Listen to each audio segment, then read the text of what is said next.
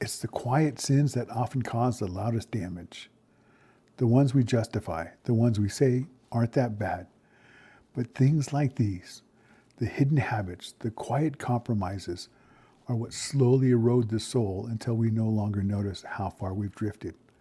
Welcome to From the Basement. I'm Timothy Andrew, host of From the Basement podcast, where I talk life, faith, and finding God in the quiet, often overlooked places. Today, I'm looking about things like these, the closing message in our Galatians chapter 5 series. And before I go further, I owe you a little apology. I thought we were wrapping this up in 15 weeks, but as it turns out, it's been 16. Maybe that's fitting, because this last part feels like a mirror, showing us not just one sin, but the patterns that hide in plain sight. 1 John chapter 2, verse 16. For all that is in the world, the desires of the flesh and the desires of the eyes and pride of life, is not from the Father, but is from the world. John reminds us that sin wears many faces, but all of them share one thing. They draw us away from God's presence. Charles Stanley once said, disobedience always costs more than obedience. That's truth worth remembering. The sins we treat lightly often leave the deepest scars, not because God's grace fails, but because sin always takes more than it promises. Paul writes in Romans chapter 12, verse 2, do not be conformed to this world, but be transformed by the renewal of your mind, that by testing you may discern what is the will of God, what is good and acceptable and perfect. Transformation starts when we stop blending in.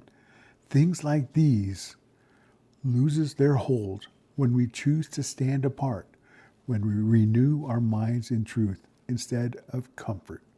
Colossians chapter 3, verse 5 drives it home.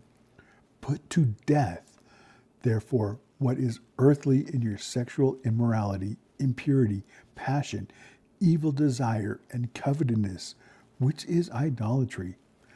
That's not a gentle suggestion. It's a call to action. Faith means fighting back. Every day, we're either feeding the spirit or feeding the flesh. So, as I close this series, remember this. God's grace doesn't excuse sin. It transforms us beyond it. Things like these are only powerful if we let them stay hidden. Bring them into the light and they lose their strength. Let me pray. Father, thank you for walking with us through this entire series. Through conviction, correction, and grace, help us to recognize the small sins before they become strongholds. Renew our hearts and minds to seek you above all else. Let our lives reflect your light in every dark place. In Jesus' most precious and powerful name I pray, amen. Thank you for joining me on From the Basement. This old basement may be humble, but it's where joy takes root, faith is nurtured, and the real growth begins. I'm Timothy Andrew. Keep showing up for one another, even in the basement. And with this episode, our Galatians 5 series comes to a close. 16 weeks of truth, challenge, and grace, each one peeling back the layers of the heart. Thank you for staying on this journey with me. But going forward, I will be shifting the podcast to a once-a-month schedule for the rest of the year. I have a lot on my plate right now. I'm working to finish my memoir, planning a big 60th birthday celebration, and walking through some ongoing health challenges. I truly appreciate your prayers during this season, and I'll do my best to keep you updated along the way. I'll also be sharing more about my memoirs on social media. You can visit the website at twiceadoptedson.com, and you're always welcome to reach out to me on social media, YouTube, or by email. I genuinely love to hear from you. Until next time, keep walking in the Spirit and keep finding God even here in the basement. Thank you, and God bless you all.